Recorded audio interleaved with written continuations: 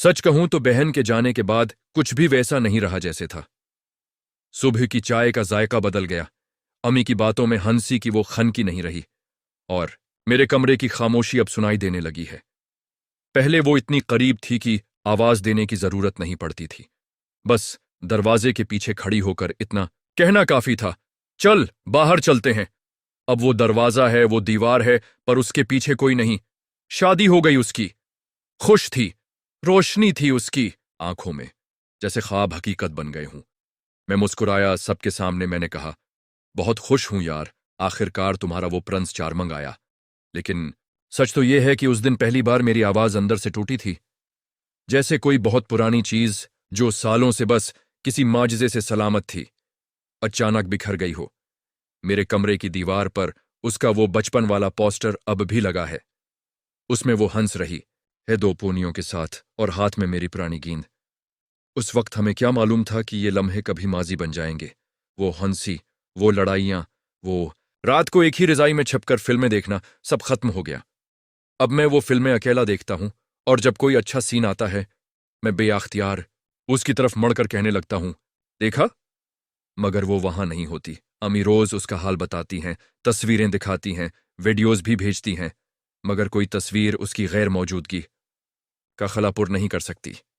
कोई phone call उस lumps की जगह नहीं ले सकती जो उसके गले लगने से मिलता था। वो मेरा बाजू खींच कर कहती थी, तुम मेरे सबसे अच्छे दोस्त हो, बाकी सब तो बस दोस्त हैं।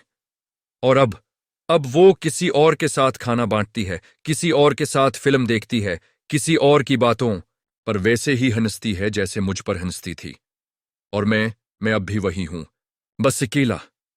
पहले जब कभी कुछ बुरा होता था, मैं उसके कमरे में चला जाता था, बैठकर सिर्फ सांस लेता था, और वो समझ जाती थी। अब जब कुछ अंदर टूटता है, मैं बाथरूम में जाकर दरवाजा बंद करता हूं, पानी खोल देता हूं, ताकि कोई मेरी सांसों का बोझ न सुन सके। आंसू वो भी रोट गए हैं शायद, जैसे अंदर सब कुछ इतना खाली हो चुका है कि कुछ करने के लिए बचा ही नहीं। फिर कभी कभी दिल करता है कि वक्त को धोखा दूं, किसी दिन को दोबारा जीतूं, कोई बहाना बनाकर स्कूल से वापसी पर उसे रोक लूं, उसकी पसंद की आइसक्रीम ले आऊं, और वो मुझ पर गुस्सा करे कि फिर पैसे दाइयों किए, और मैं उसके चेहरे की वो मसनूई खुफगी याद करके हंसूं। अब तो उसकी खुफगी भी किसी और की मिल्कियत हो गई है। कभी सोचता हूं, काश शादी थोड़ी देर से होती, काश कुछ साल और हमें मिलते, कुछ पल और उसके साथ होते।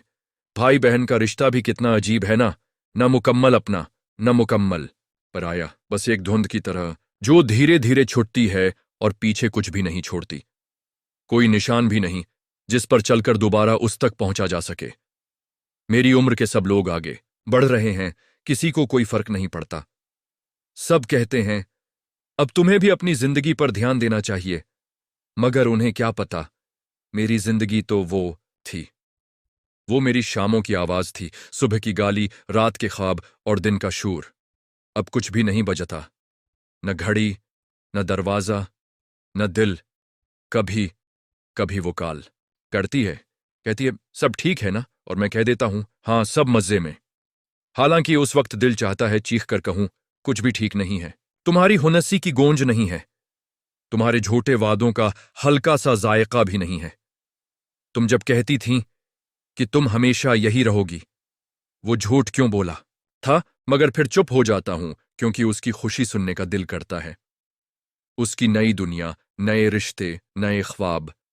मेरी चाहत कभी जंजीर नहीं थी, बस एक याद थी जो अब बोझ बन गई है। शायद वो भी कभी सोचती हो कि भाई अब कैसा है। शायद कभी कोई गाना सुने और लम्हा भर को वो पुरानी रिजाई याद आए। शायद कभी रात को आंख खुले और उसका दिल चाहे कि मेरे कमरे में आकर कहे, नींद नहीं आ रही, बात कर, मगर नहीं आएगी। वो अब किसी और घर की नींद है, किसी और का सुकून। और मैं उस दरवाजे को देखता हूं जो कभी सिर्फ उसके लिए खुलता था, अब बंद है, और अंदर सिर्फ खामोशी रहती है।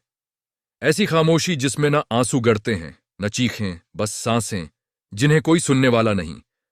और ये जो सब कुछ दिल में भर गया है ना, ये उस वक्त की कीमत है जब हम किसी को जाते हुए नहीं रोक पाते, क्योंकि वो खुश होता है, और हम बस उसकी खुशी की दुआओं में अपना दिल दफन कर देते हैं।